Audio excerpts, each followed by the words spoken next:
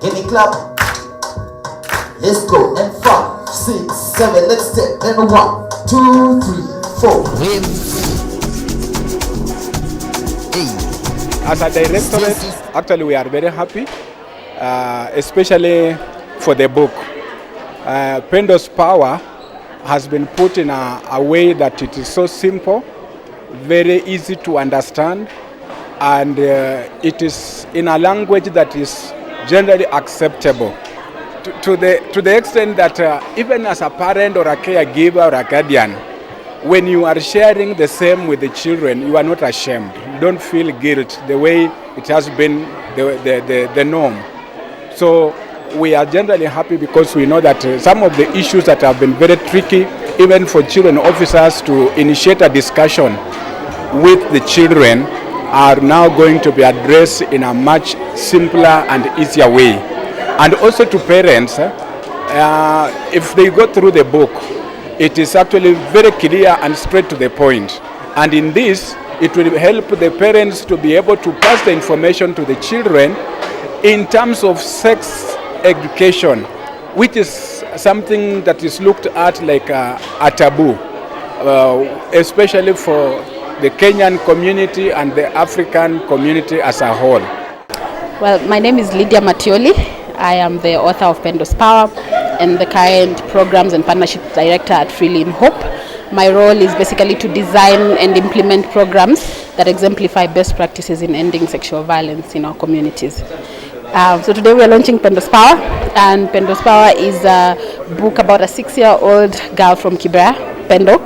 And Pendo is well versed with the issue of abuse because her parents took the time to learn about it and have had conversations with her about it, to a point where now Pendo is helping other kids in their neighborhood to know what is safe and what is unsafe and speak up about it to their parents. So yeah, that's pretty much what the book is about in a nutshell, and the main aim of this book is to help kids recognize and report sexual abuse and to help parents have a baseline to start conversations with their kids around body anatomy, consent, and safe and unsafe touches. Yeah. More than other than just educate. Then so my name is Esther Njuguna, and I'm the Senior Coordinator Survivor Services with the International Justice Mission in Nairobi.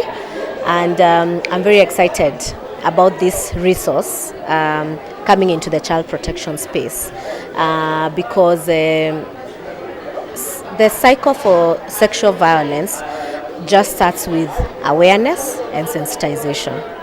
And psychoeducation is such a huge component because when children learn about how to take care of themselves and what to do when this happens, because most of the time we concentrate on, this can happen, but then what if it happens? And I also think the biggest resource for this book is for the parents, because parents want to keep their children safe, but they just don't know how. So many are so uncomfortable having this conversation with their children, and they just pray to God, it's never my child, and walk away from that conversation. So just having a tool that can help parents actually have a meaningful conversation with their children on how to keep safe and how to identify things that are unsafe in their environment.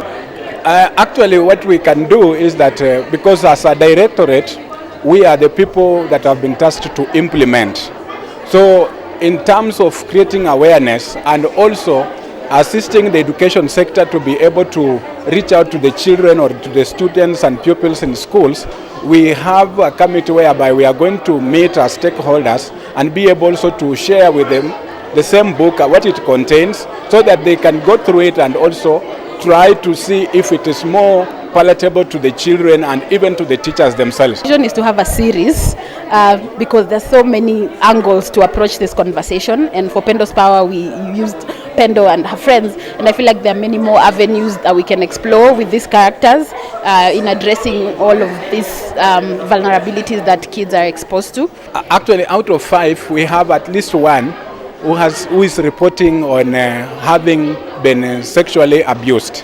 So it has been a survey that was carried out across the country, and looking at various regions, it's actually reflecting the same. So that means that the level of sexual molestation is actually high in the country, and so we need to bring on board all stakeholders and partners together with the government to be able to address the same, because unless we protect it now, then the thing will be carried on from generation to generation.